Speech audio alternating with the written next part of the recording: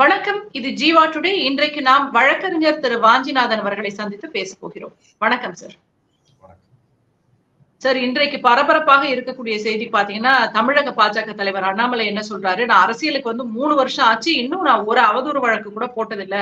ஆனால் ஆர்.எஸ். பாரதியை சிறைக்கு அனுப்பாமல் விடமாட்டேன் அப்படின்னு களத்துல இறங்கி இன்னைக்கு பரபரப்பா பேட்டி கொடுத்திருக்கிறாரு. பொதுவாவே பத்திரிகையாளர்களை அவர் எப்படியெல்லாம் பேசினாருன்னு நமக்கு தெரியும்.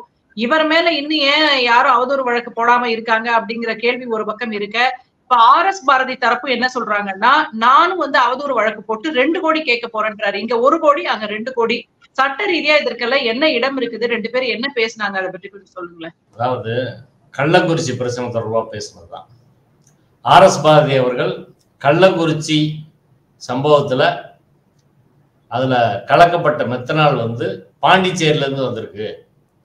பாண்டிச்சேரி பிஜேபி ரூல்டு ஸ்டேட்டு, அதனால இதுல வந்து பாஜக காரர்களுக்கு தொடர்பு இருக்கு, அண்ணாமலைக்கு தொடர்பு இருக்கான்னு விசாரிக்கணும்னு அவர் வந்து பேசுறாரு. இது அரசியல்ல எல்லாரும் பேசக்கூடிய ஒரு விஷயம்தான். பாண்டிச்சேரியில இருந்து வந்ததை மறுக்க முடியுமா? கள்ளச்சாராயத்துக்கு அங்கிருந்துதான் வந்து கலந்தாங்கன்றதை யாராவது மறுக்கிறாங்களா? கிடையாது. அரசியல் இப்படி பேசினா அரசியல் ரீதியா அதை எதிர்கொள்ளணும். அப்படி இல்லாம நாங்க வந்து இப்படி வழக்கு போடுவோம் அப்படின்னா, அண்ணாமலை மீது வழக்கு போடுவதற்கான 1000 விஷயம் வந்து தமிழ்நாட்டில் இருக்கு. ஆடியோ வீடியோ கலாச்சாரத்திலிருந்து பத்திரிகையாளர்கள் அவதூறா பேசுறது, எதிர்கட்சிக்காரங்களை அவதூறா பேசுறது, தனிப்பட்ட முறையில தாக்குறது, இப்படி கீழே இறங்கி பேசி தமிழ்நாட்டு அரசியலையே ரொம்ப கீழ்த்தரமா மாத்தினவர் வந்து அண்ணாமலை. தனிநபர் தாக்குதல் வரை வந்து செல்வ பெருந்தையை இன்னைக்கு அப்படிதான் அவர் வந்து நேற்று முந்தானெல்லாம் செல்வ பெருந்தையோட அப்படிதான் வந்து மோதுறாரு. இப்ப முக்கியமான அரசியல் பிரச்சனைகள் என்ன அப்படின்றத வந்து விட்டுட்டு இப்படி வந்து செய்வதன் மூலமா வந்து அதுல இருந்து திசை திருப்புறது அப்படின்ற வேலையை தான் அண்ணாமலை செய்யறாரு. இதுல அவர் எப்பயுமே வந்து லயன் லைட்ல இருக்கணும், அவர் வந்து அவர் மீடியாவில் வந்து தெரிஞ்சுக்கிட்டே இருக்கணும்னு சொல்லி இப்படி பிரச்சனைகள் வந்து கிளப்புறது அப்படின்ற ஒரு டாக்டிஸா வார் ரூம்ல இருந்து கொடுத்த டாக்டிஸா வந்து அண்ணாமலை இதை வந்து செய்யறாரு அப்படின்னு தான் நான் வந்து பாக்குறேன். அண்ணாமலை எடுத்துக்கிட்டா அண்ணாமலை பேசுனதுக்கு 100 கேஸ் வந்து போடுறோம். ஏற்கனவே வந்து 2022 உச்ச நீதிமன்றத்துல வந்து தீபாவளிக்கு வெடிக்கிற சம்பந்தம் ஒரு வழக்கு வந்து போடுறாங்க, ஒரு என்ஜிஓல வந்து போடுறாங்க. இதனால பெரிய அளவுல வந்து சுற்றுச்சூழல் பாதிக்குதுன்னு. அப்ப அண்ணாமலை என்ன பேட்டி கொடுத்தாரு, ஒரு கிறிஸ்டியன் என்ஜிஓ இதுக்கு பின்னாடி இருக்கு, அந்த கிறிஸ்டியன் என்ஜிஓ வந்து இந்து பண்பாட்டை சீர்குலைக்கிற வேலைக்காக இந்த வழக்கு வந்து போட்டுக்கிறாங்க அப்படின்னு சொன்னார். இது எவ்வளவு பெரிய அவதூறு! அப்ப இதுக்கு ஒட்டுமொத்த கிறிஸ்தவ மக்களை இழிவுபடுத்தி இந்து மக்களுக்கு எதிரான அவங்க இருக்கிறாங்கன்ற மாதிரி ஒரு தோற்றத்தை வந்து உருவாக்குறதுன்றது நேரடியான அஃபென்ஸ். இதுக்கு முன்னாடியும் கூட அண்ணாமலை இது மாதிரி பலது பேசியிருக்காரு. தர்மபுரிக்கு வந்து என் மக்கள் என் யாத்திரை அப்படின்னு வந்து போனார். அங்க வந்து ஒரு சர்ச் இருக்கு, அங்க சர்ச்சில் அவர் போய் உள்ள நுழைகிறாரு. அங்க உள்ள இளைஞர்கள் வந்து கேட்கிறாங்க, மணிப்பூர்ல இப்ப வந்து இவ்வளவு வன்முறை நடந்துகிட்டு இருக்கு, கிறிஸ்தவர்கள் தொடர்ந்து வந்து அங்க கொல்லப்படுறாங்க, அதுக்கு நீங்க ஒண்ணுமே பேசல, இங்க வந்து சர்ச்சில் வந்து சும்மா சீன் காட்டுற மாதிரி இந்த வேலையை எதுக்கு வந்து பண்றீங்க அப்படின்னு சொன்னா, நான் 10,000 பேரை கூப்பிட்டு வந்து போராட்டம் நடத்துவேன், நீங்க சர்ச் நடத்த முடியாது அப்படின்னு வந்து மிரட்டினாரு. அவர் மேல அன்னைக்கு 153A 504 505 ஐபிசி இதெல்லாம் அவர் மேல வழக்கு போட்டாங்க. இரு பிரிவினருக்கிடையே திட்டமிட்டு வன்முறை மோதலை தூண்டி சமூக நல்லிணக்கத்தை சீர்குலைக்கிறது அப்படின்ற பிரிவில் அவர் மேல வழக்கு போட்டாங்க. அந்த வழக்கு இன்னைக்கு விசாரணையில் வந்து இருக்குது. அதே போல தஞ்சாவூர்ல ஒரு கிறிஸ்டியன் மிஷனரி ஸ்கூல்ல லாவண்யான்னு ஒரு பொண்ணு வந்து சூசைட் அட்டன் பண்ண பிரச்சனையில இவங்க எவ்வளவு பிரச்சனை பண்ணாங்க. அண்ணாமலை வந்து அந்த பொண்ணோட படத்தை வெளியிட்டு ஆடியோ வீடியோ வெளியிட்டு என்னென்னமோ வந்து பண்ணாரு. அதெல்லாம் நேரடி அஃபென்ஸ். ஒரு சைல்டு இதை வந்து வெளியிடவே கூடாது, போட்டோ வெளியிடக்கூடாது, வீடியோ வெளியிடக்கூடாது, அதெல்லாம் நேரடியா பண்ணாரு. அதுலயே வந்து கிறிஸ்டியன் மிஷனரிஸ் வந்து ஸ்கூல் பிள்ளைகளை மதம் மாத்திரக்கு முயற்சி பண்ணாங்க அப்படின்னு சொல்லி பண்ணார். இதுக்கு எதிராக வந்து அஃபையர் டிஃபர்மேஷனும் போட்டாங்க, அண்ணாமலை டிஃபர்மேஷன் போட்டாங்க, கிரிமினல் வழக்கு போட்டாங்க. இப்படி அண்ணாமலை திமுக அமைச்சர் மீது அண்ணாமலை என்னென்ன பேசியிருக்காரு. அவர் சொன்னார்ல, ஊழல் பட்டியல் வந்து இவ்வளவு இருக்குது அப்படின்னு சொல்லி ஏதாவது ஒரு பிரச்சனையில் அவர் நிரூபிச்சிருக்கார சொல்லுங்க. இன்னைக்கு வரை ஆதாரப்பூர்வமா திமுக அமைச்சர்கள் மீது உங்க கட்சி தான் வந்து ஒன்றிய அரசுல இருக்கு, உங்ககிட்ட தான் சிபிஐ இருக்கு, உங்ககிட்ட தான் என்ஐஏ இருக்கு, உங்ககிட்ட தான் அமலாக்கத்துறை இருக்கு. திமுக அமைச்சர்கள் அவங்க ஆட்சி காலத்துல செய்த தவறுக்கு நீங்க வந்து ஆதாரம் இருக்குன்னு சொல்லி கவர்மெண்ட் போய் கொடுத்து நான் பெரிய லிஸ்ட் வெளியேறேன்னு பெரிய சீன் போட்டாரு. இதுவரை ஏதாவது நடந்திருக்கா சொல்லுங்க? அண்ணாமலை மேல இன்னும் நிறைய ஆர்வத்தினால இருந்து பல பிரச்சனையை நம்மளால வந்து சொல்ல முடியும். சரிங்களா? அதனால அண்ணாமலை ஏதோ யோக்கியர் போல அவர் எதுவுமே இது மாதிரி பேசாம டீசெண்டா ஒரு அரசியல் பண்ற மாதிரி வந்து அவர் சொல்றாரு. அது எதுவும் உண்மை கிடையாது. அதனால அரசியல் ரீதியா இது போல குற்றச்சாட்டுகள் வைக்கிறது வழக்கம்தான். அதை அரசியல் ரீதியா தான் எதிர்கொள்ளணும். காவல்துறை விசாரணையில உண்மை வரட்டும், என்ன பிரச்சனை? காவல்துறை விசாரணை நடத்தட்டும், அதுல உண்மை வரட்டும். சரி, ஒரு பக்கம் பாத்தீங்கன்னா காவல்துறை வந்து தமிழக அரசின் கட்டுப்பாட்டுல தானே இருக்கு, நம்ம அதையும் மனசுல வச்சுக்கணும். இன்னொரு புறம் நான் வந்து நீதிமன்றத்திலே இந்த இருவரின் கருத்துக்களும் எப்படி பார்க்கப்படும்? அவதூறு வழக்குன்னா எது வரைக்கும் வந்து அது அவதூறா வந்து நினைப்பாங்க, இது போன்ற அரசியல் ரீதியான கருத்துக்களை எது வரைக்கும் எடுத்துக்குவாங்க, அதுக்கு ஏதாவது வரையறை இருக்கா?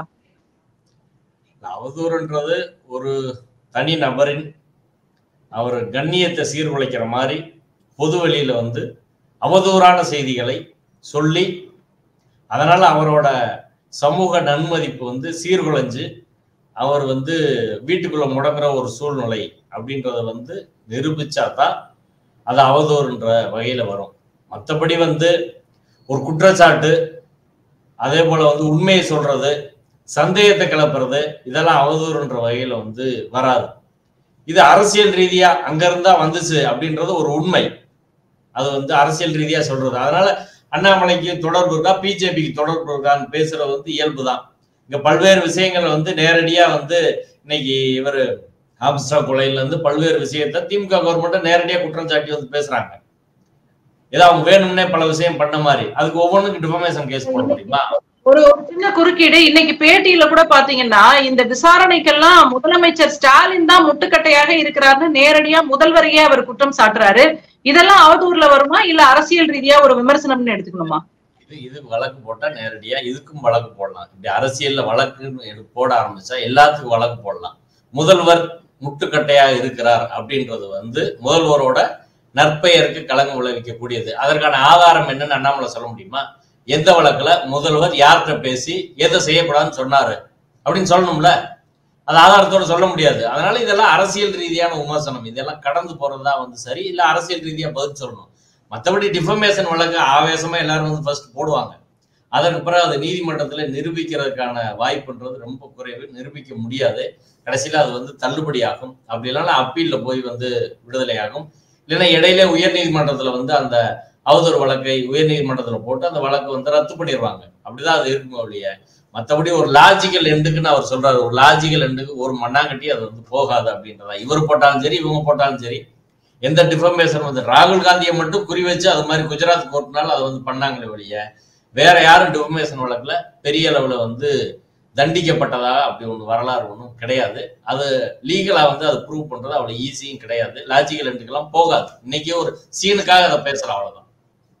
சரி, அதான் இந்த சீனுக்காக அப்படின்னு சொல்றீங்க. அவர் என்ன சொல்றாருன்னா, என்ன வந்து சின்ன பையன் அப்படின்னு அவர் சொன்னாரு. இந்த சின்ன பையன் என்ன வேலை எல்லாம் செய்வான்னு பாருங்க அப்படின்னு சொல்லி அவர் சொன்னாரு. அது மட்டும் இல்ல, எனக்காக நீதிமன்றத்தில் நானே வழக்காடுவேன் அப்படின்னு சொன்னாரு. உங்களை போன்ற இந்த மூத்த வழக்கறிஞர்கள் இவ்வளவு சட்டம் படித்து அதையெல்லாம் கரைத்து குடித்து இருப்பவர்களே வந்து நீதிமன்றத்தில் வழக்காடுவதற்கு பல ரெஃபரன்ஸ் பார்க்க வேண்டியிருக்கு. இவர் வந்து இவரே வழக்காடுவேன்றாரு. அதுவும் ஒரு சீன் தானா? உங்களுடைய பார்வையில எப்படி இருக்கு சொல்லுங்க. இதெல்லாம் சாத்தியமா? அதாவது அவர் ஒரு தேசிய கட்சியோட மாநில தலைவர். அதுக்கான பணி என்ன? அது ஏராளமான பணி வந்து இருக்குது. அதை விட்டு இவர் கோர்ட்ல வந்து சட்ட புத்தகத்தை எடுத்து படிச்சு நீ தெரிஞ்சுக்கிட்டு, ஏற்கனவே 20,000 புத்தகம் படிச்சிருக்காரு. அதுல சட்ட புத்தகம் எல்லாம் படிச்சிருக்காருன்னு நம்மளுக்கு தெரியல. சட்ட புத்தகம் படிச்சிருந்தாலும் கூட நீதிமன்றத்தின் வழக்கு நடத்துறது வந்து எல்லாருனாலும் நடத்த முடியாது. ஒரு டிஃபமேஷன் வழக்குக்கு என்னென்ன வந்து பேசிக்கா வந்து தேவை அப்படின்றது கூட அவருக்கு வந்து தெரியாது. ஒரு வழக்கறிஞரை வச்சுதான் அதை வந்து தயார் பண்ண முடியும். யார் யார் எந்த துறையில எக்ஸ்பர்ட்டோ அவங்கள வச்சுதான் அதை செய்ய முடியுமோ ஒழிய நான் வந்து நடந்துருவேன் போயிடுவேன்றது வந்து ஒரு சிலர் அப்படி ஆர்வமா வருவாங்க. நம்மள அதை பார்த்துருக்கோம். சில வழக்குகள்ல பப்ளிக் இன்ட்ரெஸ்ட் லிட்டிகேஷன் நேரடியா அப்படி வருவாங்க. ஆனா சட்ட ரீதியா அவங்க நீதிமன்றத்துல எதுவும் பேச முடியாது. நீதிமன்றம் வந்து நீதிபதிகள் கூட அவங்கள்ட்ட சட்ட ரீதியான கேள்வி எல்லாம் கேட்க மாட்டாங்க. ஏன்னா அவங்களுக்கு தெரியாது. அப்ப கூட இருக்க வக்கீல்கிட்ட தான் அதை வந்து கேட்பாங்க. அதனால வந்து இது இன்னைக்கு வந்து தண்ணியில் எழுதுற மாதிரியான ஒரு பேச்சு தானே தவிர நடைமுறையில் வந்து அண்ணாமலை வந்து கேஸ் நடத்தி RS பாரதி கன்விக்ஷன் வாங்குறது அப்படின்றதெல்லாம் ஒருபோதும் சாத்தியம் இல்லை. இது முழுக்க முழுக்க சீன் தான். அவர் முதல்ல வந்து அவர் மேல அவர் குற்றவாளியா இருக்கக்கூடிய வழக்குகள்ல அவர் கேஸ் நடத்தி முதல்ல வெளியே வரட்டும். இதுல வந்து இவர் மனுதாரரா வந்து கேஸ் நடத்துறது போல முதல்ல அவர் மேல குற்றச்சாட்டுப்பட்டு ஏராளமான வழக்கு இருக்கு. அந்த வழக்குல வரட்டும். அவங்க கட்சிக்காரங்க ரவுடிகள், ஏராளமான ரவுடிகள் அவங்க கட்சியில இருக்காங்க. அவங்களுக்கு கேஸ் நடத்தி அவர் வந்து விடுதலை வாங்கட்டும். இன்னும் நிறைய ஊழல் குற்றச்சாட்டு இருக்கு. அவங்க கட்சியில திருச்சி சூர்யா சொல்லியிருக்காரு, அதுக்கெல்லாம் முதல்ல வந்து அவர் டிஃபர்மேஷன் போடணும். நான் என்ன கேட்கிறேன், அவர் மேல ஆர்எஸ் பாரதி மேல டிஃபர்மேஷன் போடுவேன்னு சொல்றாரு. திருச்சி சூர்யா அண்ணாமலைக்கு வலதுகரமா செயல்பட்டவர், எல்லாருக்கும் தெரியும். அண்ணாமலை சொல்றது எல்லாத்தையும் பேசினாரு. கேசவ விநாயகம் மேல குற்றச்சாட்டு, தமிழிசை மேல குற்றச்சாட்டு, எல்லாரும் மேலேயும் அண்ணாமலை சார்பானுன்னு அவங்களெல்லாம் காலி பண்றதுக்கான வேலை பார்த்தவர் திருச்சி சூர்யா. இது ஒட்டுமொத்த தமிழ்நாட்டில் அரசியல் ரீதியாக தெரிஞ்ச எல்லாருக்குமே தெரியும். இன்னைக்கு அவர் வந்து 2 குற்றச்சாட்டு முக்கியமா வச்சிருக்காரு. ஒண்ணு வந்து அண்ணாமலைக்கும் கேசவ விநாயகத்துக்கும் இந்த கடந்த நாடாளுமன்ற தேர்தலில் ஒரு தொகுதிக்கு 30 கோடி ரூபாய் வீதம், 40 தொகுதிக்கு 1200 கோடி ரூபாய் வந்துச்சு. இந்த பணத்தை அவர்கள் தொகுதிக்கு கொடுக்காம அவங்களா அடிச்சிட்டாங்க அப்படின்னு வந்து குற்றச்சாட்டு வச்சிருக்காரு. இந்த குற்றச்சாட்டு எவ்வளவு பெரிய குற்றச்சாட்டு. அண்ணாமலை கூட இருந்தவர், கோ அக்யூஸ்ட், அவர் கூடயே இருந்தவர் சொல்றாரு, இன்னைக்கு வரை அண்ணாமலை டிஃபர்மேஷன் போட்டிருக்காரா? அது பொய்னா டிஃபர்மேஷன் போட வேண்டியானா, அவர் மேல நடவடிக்கை எடுக்க வேண்டியானா? ஏன் டிஃபர்மேஷன் போடல? போட்டா இன்னும் நிறைய உண்மையை அவர் சொல்லுவாரு. எங்க வந்துச்சு, எப்படி வந்துச்சு, எப்படி வாங்கிட்டு போனாங்க, எல்லாம் அவருக்கு தெரியும். 2வது, அண்ணாமலை தேர்தலுக்கு மிகப்பெரிய வசூல் வேட்டை நடத்தினாரு. அதே போல என் மக்கள் என் யாத்திரைக்கு மிகப்பெரிய வசூல் வேட்டை நடத்தி மொத்த பணத்தை அவர் அமைக்கிட்டாரு. யாருக்குமே அவர் செய்ய மாட்டாரு, அவர் மட்டும் வச்சுக்கிடுவார்னு சொல்லி குற்றச்சாட்டு சொன்னாரு. அதுக்கு ஏதாவது பதில் இருக்கா? கேசவ விநாயகத்தை பத்தி சொன்னாரு. பாஜக வந்து பெண்கள் சீட்டு கேட்கறதுனால கேசவ விநாயகத்தோட இருந்துதான் சீட்டை வாங்க முடியும்னு சொல்லி அவ்வளவு பெரிய குற்றச்சாட்டு சொன்னாரு. எல்லா பெண்களையும் பிஜேபியில் இருக்கவங்க இழிவுபடுத்துற மாதிரி பேசினாரு. அதை விட ஒரு டிஃபர்மேட்டரி ஸ்டேட்மெண்ட் இருக்க முடியுமா? பாஜக உள்ள பெண்கள் எல்லாமே மோசன்ற கண்ணோட்டத்துலதான் அவர் அதை சொல்றாரு. அதுக்கு பிஜேபியில இருந்து என்ன டிஃபர்மேஷன் போட்டாங்களா? அப்ப நீங்க உங்க கட்சியில இருந்தவர், கூட இருந்தவர் இவ்வளவு சொல்றாரு, நீங்க இவ்வளவு அயோக்கியத்தனம் பண்ணிருக்கீங்க அப்படின்னு அதை பத்தி பேசுறதுக்கு துப்பு கிடையாது, அதுக்கு வழக்கப்பட துப்பு கிடையாது. கள்ளக்குறிச்சி பிரச்சனைக்கு வந்து சொன்னதுக்கு இவங்க வேகமா வந்தா என்ன அர்த்தம்னு எனக்கு வந்து புரியல. முதல்ல அவங்க கட்சியில் உள்ள பிரச்சனையை வந்து பேசுங்கன்னு சொல்றாங்க. சரி, இன்னொன்னு பாத்தீங்கன்னா, இப்ப சமீபத்துல பகுஜன் சமாஜ் கட்சியின் மாநில தலைவர் ஆம்ஸ்ட்ராங் கொலை செய்யப்பட்ட பிறகு அந்த கொலைக்கு பின்னணியில் இருப்பது யார் என்ற ஒரு கேள்வி வந்து எழுந்திருக்கிறது. இந்த ஆருத்ரா கோல்டு நிறுவனம் தொடர்பாக அவர் ஏதோ வந்து அதில் தலையிட்டதாகவும் அதனால்தான் அவர் கொலை செய்யப்பட்டார் என்ற ஒரு சந்தேகத்தை பலரும் எழுப்பி இருக்கிறார்கள். இன்றைக்கு சமூக வலைதளங்களிலும் அது விவாதிக்கப்படுகிறது. இதற்கு முன்பு பாத்தீங்கன்னா ஆருத்ரா கோல்டு விவகாரத்துல அண்ணாமலைக்கே தொடர்பு இருப்பதாக எல்லாம் பேசப்பட்டுச்சு. பல பாஜக புள்ளிகள் அதன் பின்னணியில் இருப்பதாகவும் சொன்னாங்க.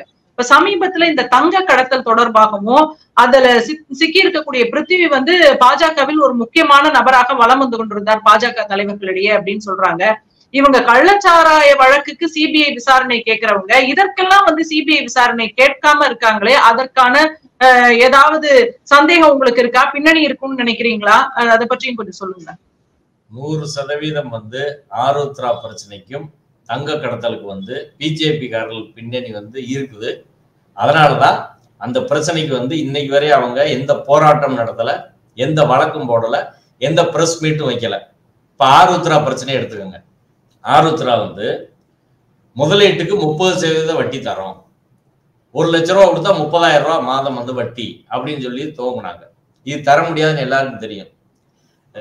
2500 கோடி ரூபாய் மக்கள் பணத்தை அதுல வந்து சுருட்டினாங்க. சரிங்களா? அதுல வந்து ஒரு டைரக்டரா இருந்தவர் தான் வந்து ஹரிஸ் வந்து பிஜேபியில வந்து மாநில விளையாட்டு திறன் மேம்பாட்டு பிரிவு செயலாளர். அந்த துறைக்கு பொறுப்பு யாரு? அமர் பிரசாத் ரெட்டி. அமர் பிரசாத் ரெட்டி யாருக்குன்னு இருக்கும்? அண்ணாமலைக்குன்னு இருக்கும். அமர் பிரசாத் ரெட்டி யாருக்குன்னு இருக்கும்? ஆர்.கே. சுரேஷுக்குன்னு இருக்கும். இவங்க 4 பேருக்கும் தான் அந்த பிரச்சனையில நேரடி தொடர்பு இருக்கு. இதுல வந்து 2500 கோடி ரூபாய் பணத்தை அடிச்சிருக்கிறாங்க. மிகப்பெரிய ஊழல் நடந்திருக்கு. அந்த முக்கிய குற்றவாளிகள் எல்லாம் ராஜசேகர், உஷா, மைக்கேல் எல்லாம் வெளிநாட்டுக்கு போயிட்டாங்க. மோடி அரசுக்கு தெரியாம வெளிநாட்டுக்கு போக முடியுமா? பிஜேபிக்கு தெரியாம வெளிநாட்டுக்கு போக முடியுமா? விஜய் மல்லையாவை எப்படி அனுப்பி வச்சாங்களோ அப்படிதான். அப்ப எவ்வளவு வாங்கிட்டு அனுப்பி வச்சாங்கன்ற கேள்வி வந்து இருக்கு. சரிங்களா? ஒரு எழுத்தாளர் பிஜேபிக்கு எழுதுனா, மோடிக்கு எழுதுனா அவரை விசா நிறுத்தி வைக்கிறாங்க, ஏர்போர்ட்ல திருப்பி அனுப்புறாங்க, பாஸ்போர்ட்டை வந்து ரெனியூவல் பண்ண மாட்டாங்க, இத்தனை செய்யறாங்க. ஆனா இவ்வளவு பெரிய மக்கள் பணத்தை சூறையாடின நபர்கள், மல்லையாவில இருந்து நீரவ் மோடியில இருந்து இந்த ராஜசேகர், மைக்கேல் வரை வந்து அத்தனை பேரும் தப்பிச்சு போயிருக்கிறாங்கன்னா பிஜேபிக்கு தெரியாம எப்படி போக முடியும் சொல்லுங்க. 1. 2வது விஷயம், இதுல வந்து அந்த ஹரிஸ் வந்து இந்த ஆருத்ரா கோல்டுல இருந்து தனியா ஒரு நிறுவனம் தொடங்குறாரு. அந்த நிறுவனத்துல 210 கோடி ரூபாய் அதுல இன்வெஸ்ட் வாங்கி அதுல ஏமாத்திருக்கான். சரி, பிஜேபியில இருந்துட்டு தான் இன்னைக்கு வரை அவனை வந்து யார் காப்பாத்துறது சொல்லுங்க. இப்ப அண்ணாமலை பேசுறாரு 2500 கோடி ரூபாய், அவர் ஒரு 200 கோடி, 2700 கோடி ரூபாய் அடிச்சு மேட்ருக்கு எவ்வளவு பெரிய போராட்டம் தமிழ்நாட்டில் நடத்திருக்கணும். தமிழ்நாடு போலீஸை நான் குற்றம் சொல்றேன். பிஜேபியில முக்கியமான அக்யூஸ்ட் இருக்கனால இவங்க அதை வந்து உரிய நடவடிக்கை எடுக்க மாட்டாங்க. உரிய இவ்வளவு நாள் அதை ஏன் நடவடிக்கை எடுக்கணும்னு சொல்லுங்க. நடவடிக்கை எடுத்துக்கணும்ல.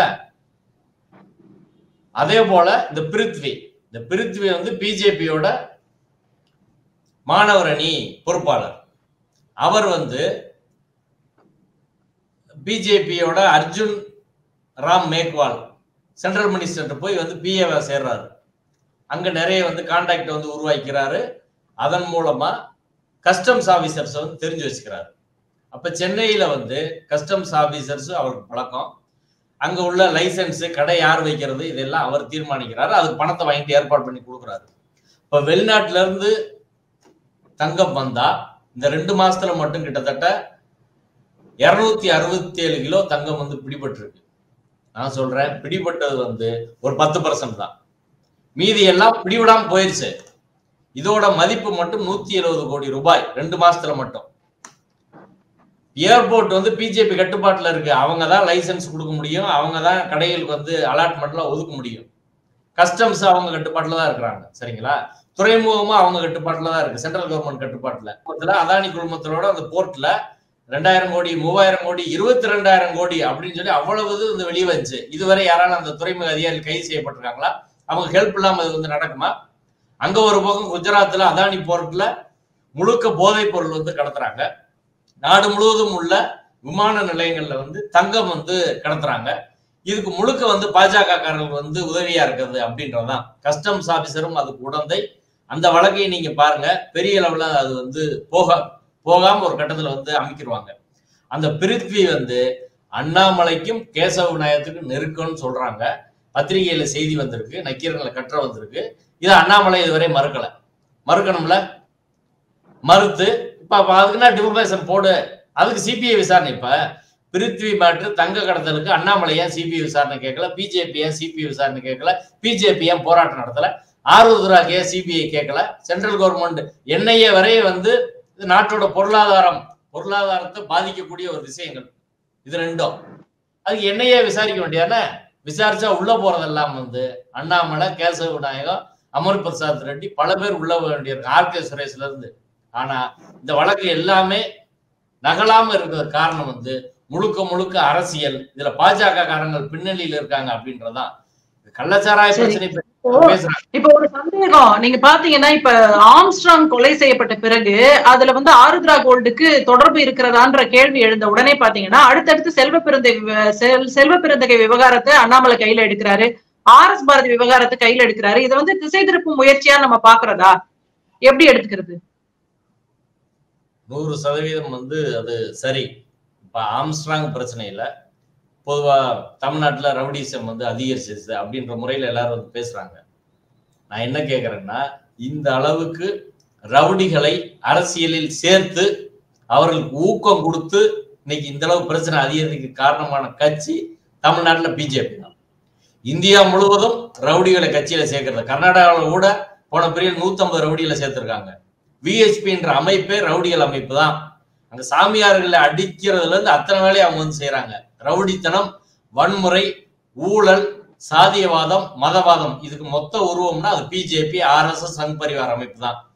பிஜேபியில வந்து எல்முருகன் காலத்துல இருந்து அண்ணாமலை காலம் வரை வந்து எத்தனை பேர் வந்து சேர்ந்திருக்கிறாங்க அப்படின்னு ரவுடிகள் பட்டியலவே பார்ப்போம். புளியந்தோப்பு பெண்தாதா அஞ்சலை வந்து 10 குற்ற வழக்குகள் இருக்கு, இதுல நிறைய கொலை வழக்கு, அவங்க பிஜேபி பிரமுகர். கல்வெட்டு ரவி, அவர் மேல 30 கிரிமினல் கேஸ் இருக்கு, 6 தடவை குண்டாஸ்ல போயிருக்காரு. புதுவை எழிலரசி, சீர்காழி சத்யா, சேலம் முரளி, நெற்குன்றம் சூர்யா, புதுச்சேரி சோழன், புதுச்சேரி விக்கி, மயிலாப்பூர் டோக்கன் ராஜா, இவர் வந்து இளைஞர் அணிக்கு துணை செயலாளர். அவர் பாம் வேலு, குரங்கு Anand, Kudavasal Arun, Sirkazhi Anand, Chennai Balaji, Kudanthai Arasan, Thanjai bomb Balaji, speed Balaji, Ariyamangalam Zakir, Thanjai packet Raja, Kudavasal Seenu, இத்தனை காந்தியவாதிகள் நாட்டுக்காக உயிரை சிந்தின நபர்கள் வந்து அத்தனை பேர் அண்ணாமலை தலைமையில தான் இன்னைக்கு வந்து இருக்கிறாங்க. இவர் வந்து ரவுடி கட்சி தலைவர் அண்ணாமலைன்ற மாதிரி இல்ல சொல்றீங்க நீங்க. இது நான் முதல்வர் வெளியிட்டது. இதுக்கு டிஃபமேஷன் போடுன்னு சொல்றேன். டிஃபமேஷன் போடு. தமிழக முதல்வர் வெளியிட்ட பட்டியல், பொதுக்கூட்டத்தில் வெளியிட்ட பட்டியல். இது பொய்னா டிஃபமேஷன் போடு. இவங்க அத்தனை பேரும் பிஜேபியில சேர்ந்ததுக்கான ஆதாரங்கள் இருக்கு, பொறுப்பு கொடுத்துருக்காங்க பல பேருக்கு. ஆதாரத்தோட தான் எல்லாம் சொல்லியிருக்கிறாங்க. ஒரு முதல்வர் வெளியிடுற பட்டியல் ஆதாரம் எல்லாம் சொல்லுவாரா? இப்போ மொத்தத்துல வந்து ரவுடிகளின் கூடாரமா இப்ப நம்மளுக்கு அதோட சீரியஸ்னஸ் வந்து தெரியல. இஸ்லாமியர்களுக்கு எதிரான ஒரு பெரிய கலவரம், வன்முறை, தலித் மக்களுக்கு எதிரான ஒரு பெரிய கலவரம், வன்முறையை வந்து RSS, பிஜேபி, சங் பரிவார் கூட்டம் வந்து கட்டவிழ்த்து விடும்போதுதான் குஜராத்தில் நடந்தது எப்படி தமிழ்நாட்டில் நடக்குது அப்படின்றது நம்மளுக்கு வந்து தெரியும். அன்னைக்கு தான் இந்த ரவுடிகள் எல்லாம் முழுமையாக வந்து பயன்படுத்தப்படுவார்கள். எதற்காக அவங்களை கட்சியில சேர்க்கிறாங்க சொல்லுங்க? கலவரம் நடத்தாமல் பிஜேபி வெல்ல முடியாதுன்னு அவங்களுக்கு தெரியும். கலவரம் நடத்தி இந்து முஸ்லீம் அப்படின்னு பிரிக்கணும். கலவரம் நடத்துறதுக்கு தமிழ்நாட்டில் எந்த சாதியும் அவங்களுக்கு அடியாள வர தயார் கிடையாது. தமிழ்நாடு சமூக நீதி மாநிலனால போக மாட்டாங்க. அதனால ரவுடிகளை சேர்த்து இன்னைக்கு சாதி ரீதியா பல சிக்கலை ஒவ்வொரு சாதியா கையில் எடுவதற்கான முயற்சியை வந்து பண்றாங்க. அதோட விளைவு வந்து எதிர்காலத்துல வந்து தெரியும். நான் வந்து சொல்றேன், தமிழ்நாடு அரசு இதுல வந்து எச்சரிக்கையா இருக்கணும். அதனால ரவுடித்தனம் பத்தியோ, ரவுடி பட்டியல் பத்தியோ, செல்வ பெருந்தையை பத்தியோ பேசுவதற்கான எந்த யோக்கியதையும் அருகதையும் வந்து அண்ணாமலைக்கு கிடையாது. ஒரு தலித் வந்து ஒரு தேசிய கட்சியில மாநில பொறுப்பு வந்திருக்குது அப்படின்றதே பாஜகவுக்கு உறுத்துது. அதனாலதான் போற போக்குல அப்படி வந்து பேசுறாங்க. இது முழுக்க முழுக்க வன்மையாக கண்டிக்கப்படத்தக்க செயல். நீ செல்வ பெருந்தையோட கொள்கையில, கருத்துல, அவர் சொன்ன கருத்துல ஏதாவது பிரச்சனை இருந்தா பேசு. அதை விட்டு இப்படி அட்டாக் பண்றது இருக்குல்ல, இது வந்து திசை திருப்பி அண்ணாமலை வந்து தன்னை வந்து எப்பயுமே சென்டர் ஆஃப் கான்ட்ரவர்சி அப்படின்னு வச்சுக்கிறது அப்படின்ற நோக்கத்துல செய்யற மாதிரி தான் அது வந்து இருக்குது. அது தமிழ்நாட்டில் எடுபடாதுன்றதுதான் யதார்த்தம். நிச்சயமா நம்ம நிறைய பேசியிருக்கோம். ஒருபுறம் பாத்தீங்கன்னா செல்வ பெருந்தகை வந்து தேர்தலை சந்தித்து வந்தவர். அதனால அவரோட அபிடவிட்லயே எல்லாமே இருக்கும். அவர் மேல் வழக்குகள் இருக்கிறது என்றால் எல்லாமே அதுல இருக்கும். இதை வந்து அண்ணாமலை பட்டியல் வெளியிட வேண்டிய அவசியம் இல்லை என்பது முதல் கருத்து. இரண்டாவது, நீங்க சொன்னது அந்த ரவுடிகள் அப்படிங்கிறது வந்து அவங்களுடைய கட்சியில் இருக்கக்கூடிய தமிழிசை அவர்களே வந்து அதை பற்றி கவலை தெரிவித்தார்கள் பொது வழியில். அதையும் நம்ம மனசுல வச்சுக்கணும். பார்க்கலாம், இவர் வந்து நீதிமன்றத்திற்கு ஏறி வழக்காடி நான் வந்து RS பாரதியை சிறையில் தள்ளுவேன் அப்படின்னு இறங்கி இருக்கிறாரு. இது அண்ணாமலை அவர்களின் இன்னொரு காமெடியாக தான் பத்திரிகையாளர்கள் கடந்து போயிருக்கிற மாதிரி தெரியுது. பொறுத்திருந்து பார்க்கலாம். இந்த நிகழ்ச்சியில் பல்வேறு கருத்துக்களை பகிர்ந்து கொண்டமைக்கு மிக நன்றி.